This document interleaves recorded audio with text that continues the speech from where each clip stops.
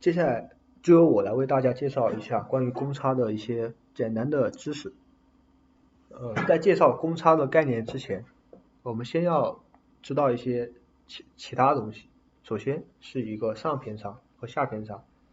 所谓上偏差呢，就是它的一个可以允许的最大的尺寸和它的公称尺寸的一个差值。那下偏差就是它的一个最小尺寸和它公称尺寸的一个差值。然后知道了上偏差和下偏差之后，我们就可以计算得到它的公差。它的公差，就是它的上偏差减去它的下偏差。我们可以用一个简单的例子来对这三个概念进行说明。例子如下，在这个简单的例子中，我们可以清楚的看到它的上偏差、下偏差与它的公差，就是如右图所示，上偏差为 0.05， 下偏差是负 0.08， 它的公差则是 0.13。 通过这些，我们可以知道公差的它的定义，但是对于我们如何使用它，这还需要更进一步的了解。这里我们来介绍一下公差等级。什么叫公差等级呢？我们现在看一个例子，我们可以将之前的一个公差写成如下图所示的一个形式，即30大 H11。这个形式就是公差等级的一个简单的应用。那什么是公差等级呢？我在这里可以给它下一个简单的定义。所谓公差等级，就是将规定的一系列准确的尺寸，将其根据不同的公称尺寸进行分类，来表示公差的大小与具体的数值。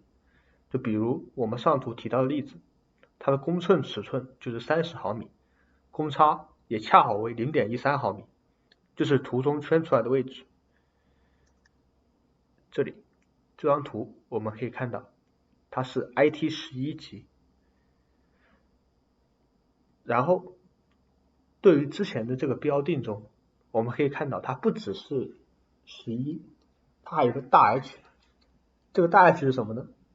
这是要引入一个更新的概念，就是公差带。公差带可以根据这张图上所表示的看出来，它是什么呢？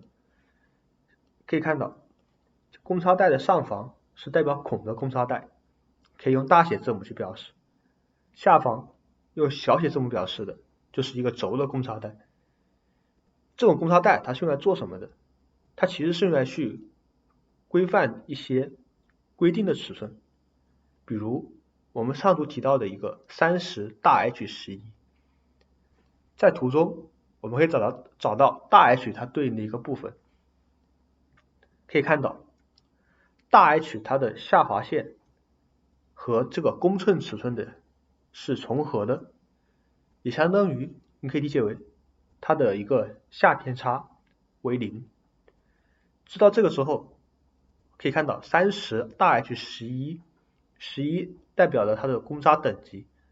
我们之前提到的，对于30来说，11 IT11 的公差等级，说明它的公差范围是 0.13， 也就是说30大 H11， 这个时候我们可以知道它对应的公差表示方法是30 0.13。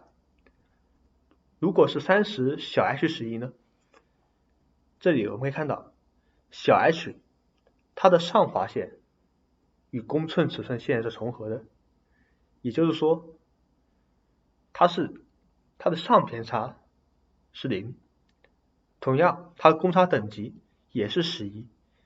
那么这个11跟之前一样，依旧代表它的范围是 0.13， 相信大家都已经知道了。那它的表示方法就很简单，就是30右上角为0，下偏差负 0.13。那如果是30小 G11 呢？